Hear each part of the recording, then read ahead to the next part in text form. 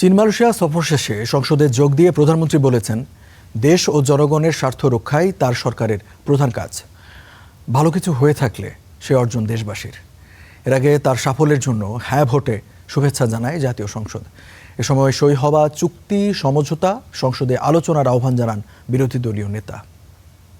এই প্রস্তাবের পক্ষে আছেন তারা হ্যাঁ বলুন, যারা এই প্রস্তাবের বিপক্ষে আছেন তারা না বলুন। আমার মনে হয় হ্যাঁ জয়যুক্ত হয়েছে। চীন মালয়েশিয়া সফর শেষে ফিরেছেন প্রধানমন্ত্রী। এ সফরে সাফল্যের জন্য হ্যাঁ ভোটে তাকে শুভেচ্ছা জানালো জাতীয় সংসদ। সর্বসম্মতিক্রমে গৃহীত হলো।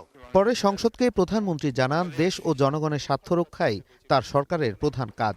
ভালো কিছু হয়ে থাকলে সে অর্জন দেশবাসীর বলেও জানান তিনি। মাননীয় স্পিকার, এখানে আমাদের কারোরই কোনো ব্যক্তিগত কোনো বিষয় নেই।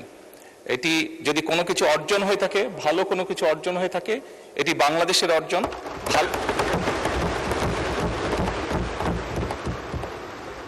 এই সফরের মাধ্যমে যদি দেশের মানুষের কোনো অর্জন হয়ে থাকে, সেটি দেশের মানুষের অর্জন। মাননীয় স্পিকার, এর আগে স্পিকার বলেন, এই সফর দেশের পররাষ্ট্রনীতিতে নতুন দিগন্তের সূচনা করেছে। মালয়েশিয়া এবং চীন সফরটি পররাষ্ট্র নীতিতে এক নতুন দিগন্তের সূচনা করেছে। স্থানীয় সরকার মন্ত্রী জানান, প্রধানমন্ত্রীর সফরে রোহিঙ্গা সংকট সহ নানা সমস্যার সমাধানে চীনের সহযোগিতার আশ্বাস মিলেছে। আর মালয়েশিয়ার শ্রমবাজার খোলার প্রশ্নে অগ্রগতির কথা তুলে ধরেন অর্থমন্ত্রী। মালয়েশিয়াতে আমাদের শ্রমবাজারের একটা বড় ইন্টারেস্ট রয়েছে। মালয়েশিয়ার সাথে আমাদের এনার্জির একটা বড় ইন্টারেস্ট রয়েছে, এবং এটাকে আরো কিভাবে বাংলাদেশের পক্ষে যে ট্রেড গ্যাপ যেটা আছে চায়নার সাথে, এটা আমরা আরো কিভাবে সেখানে রপ্তানি বাড়াতে পারি, সেই ব্যাপারেও আলোচনা হয়েছে মাননীয় স্পিকার।